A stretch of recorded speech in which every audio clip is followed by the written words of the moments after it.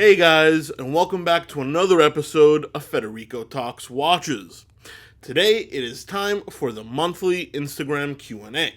That is when I post a picture on my Instagram account at Federico Talks Watches showing that it is a Q&A time and you guys ask questions and I answer them once a month on video.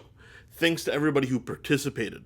And today we're going to talk about everything from Seiko to Patek Philippe, of course a little Rolex, some personal questions as well. Some interesting stuff. And of course, before we get started, customary wristwatch check. Today I'm wearing the Omega Speedmaster Apollo 14 from the Mission series, a watch that's been in my watch box for a long time because in Miami it's really hot during summer, so I try not to wear strap watches, but it's back out today. And of course, guys, go check out delraywatch.com. Just got a bunch of new watches in stock. Tudor Black Bay GMTs in stock. As well as a few Rolex Explorers, a Sea Dweller box and papers, a very cool and very rare De Bethune DB22 titanium, which is also the cheapest in the world by quite a margin as well. All available at delraywatch.com, link in the description below. Guys, I've got my questions here, so I'm not being rude if you see me staring down, I'm just reading from my sheet. The first question is from Watch Talk Studio. Thoughts on the future collectivity of the Tudor Black Bay GMT? Well, it's a little tough for me to say. Vintage Tudor is extremely collectible, but vintage Tudor is completely different from modern Tudor. Vintage Tudor used Rolex parts and ETA movements.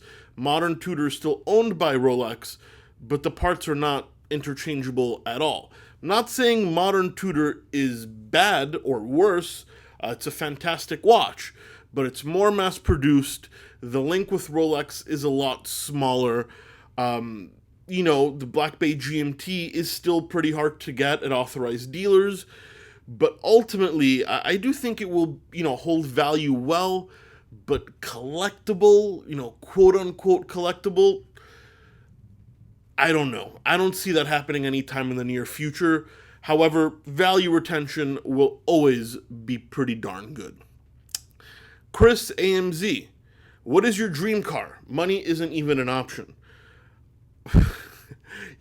I don't really know. I haven't really thought about it. I guess I could see myself in a Porsche 356 Speedster. That is a really hot car. Can't live with it as an only car, but I love kind of the classic look. And ever since I saw the movie Cruel Intentions as a kid, I thought that was the coolest car ever. The next question is from Silent Buddha. What factors do I look at to determine whether or not I will consider a watch offered to me for sale or trade on Delray Watch? Well, Silent Buddha, it's actually pretty simple. There's a few things I look at. Firstly is the brand. How easy or hard is it to sell? Next is condition. How beat up is it? Does it need a service? Basically, how much of a headache and work am I going to have to put in to bring this up to a good condition where I can warranty it? And then the third thing is price. How much is it? Because it could be the worst watch in the world, that might need a ton of work, but if the price is right and I can turn a profit, and bring it up to snuff and warranty it, then it makes sense. Or it could be the rarest watch in the world, but if there's no meat left on the bone, it doesn't really matter anymore. So basically, it's a mixture of how easy is it to sell, how much work and effort am I going to have to put in to make a watch sellable, service, maybe polishing, inspection, stuff like that. How much does the watch cost? And of course, also the cool factor. That is a personal twist of mine. I have to kind of like the watches I'm selling. I get offered a lot of watches that I can still make money on, that I don't necessarily believe in, and I won't stock anything like that. So it's a mixture of those four factors. The real Michael Zamet says, will the SKX, Seiko SKX, double or quadruple in value once it's discontinued?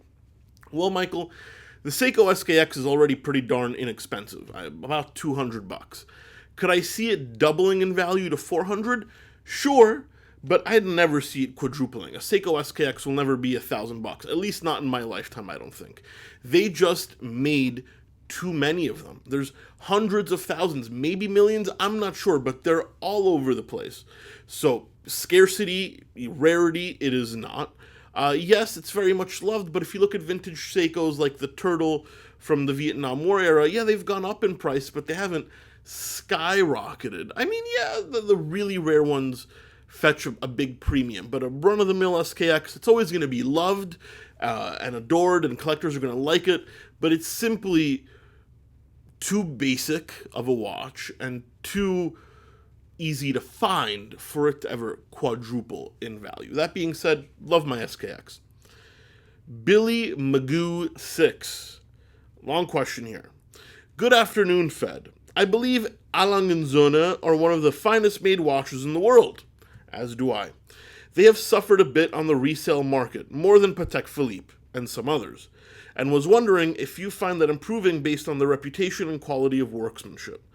So basically, is resale value going to get better? Billy, I hate to burst everybody's bubble, but craftsmanship has very little to do with resale value. Resale value is all about marketing. Now, Patek Philippe makes a great watch, nowhere near as good as Lange in my opinion, but a great watch, but their marketing is fantastic. Lange makes a great watch, and their marketing isn't bad, which is why they hold value better than a lot of other watchmakers. But I can name you at least half a dozen watchmakers that make fantastic watches that, they retain almost no value. Please don't mistake craftsmanship and quality for value retention. I don't mean to sound rude here, but most people buy watches for vanity, for name. They're stupid collectors. They don't know what they're getting into. They just want something that says Patek, Rolex, all of which are good companies. I own Rolexes myself, but value retention and quality don't necessarily go hand in hand. That's more marketing. I do think Lange's quality is fantastic. I do think it has helped the resale value a little bit, but I also think they're making their watches harder to get. And that is probably the determining factor on their decent increase in resale value. Sam Davies 1. Federico, we know your favorite cars, your favorite drink, but how do you make your coffee? Well, Sam, I'm actually a horrible morning person. Absolutely awful. I don't want to talk to anybody in the morning. I don't want to do anything but shower, get in my car, and listen to music while I go to work. So, Monday through Friday, when I go to work, I simply drink cold brew. Buy it at the supermarket, very, very strong coffee I keep in the fridge, no milk, and lightly sweetened. However, that being said, on the weekend, I do make my own coffee. I always use Kimbo, which is coffee from my hometown of Napoli, in, I don't even know what the machine is called, because I always call it in Italian, the macchinetta. It's like a mocha machine, the classic old school way of making coffee. So I do that on the weekend, but in the morning, like early in the morning, I just grab the cold brew, not because I like it, but because I need the caffeine. A to the J81, AJ. Under what scenarios would you have no qualms about selling off your entire collection? Kind of a dark question, isn't it, AJ? I mean, listen, watches are great, and they're a huge part of my life, but they're not the most important part of my life. I've had to sell watches in the past for financial difficulties.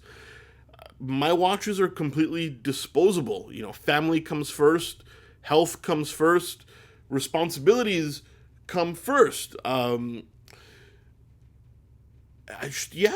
it suck? Yeah, absolutely it would suck, but I have no qualms about selling my entire watch collection if it comes to it, and I have to, and there's no other way. So, God forbid, knock on wood, I won't have to, but yeah, man, watches are just things. They're quote-unquote replaceable, so I'm not too worried about it. And but yeah, a little dark, that question. Not so sure I like that one. Jess841 says, if you buy a high-end watch as a keeper, is it really worth getting it serviced by the manufacturer or save some money and go to a reputable watchmaker? Well, Jess, it really depends on what you consider a high-end watch. Rolex, many consider it a high-end watch. Hell, it is a high-end watch. But that's something that most people can work on. NFP Journe, on the other hand, or a De Bethune, H. Moser, many master watchmakers can work on them. However, price is not the determining factor for me. A lot of these master watchmakers are just as expensive as the manufacturers. However, the manufacturers take a long time. To service a Journe could take 6 months, whereas to service it with a master watchmaker could take 6 weeks, and the price is negligible. Personally, I recommend going with the manufacturer unless you really have full faith in your master watchmaker and he comes highly recommended. Personally, I never have to send anything to the manufacturer. I know my watchmakers. I have Hansi. I'm working with a new gentleman called Peter, who's also a fantastic watchmaker, and they can service anything. However, if I wasn't me, the manufacturer is not too bad, and time would be the determining factor over price. Anyway, guys, that's it for today. Thank you for sticking around for another episode of Federico Talks Watches. Please don't forget to like this video if you enjoyed it. It really does help. And don't forget to subscribe. Thank you so much, and I'll catch you in the next one. Take care.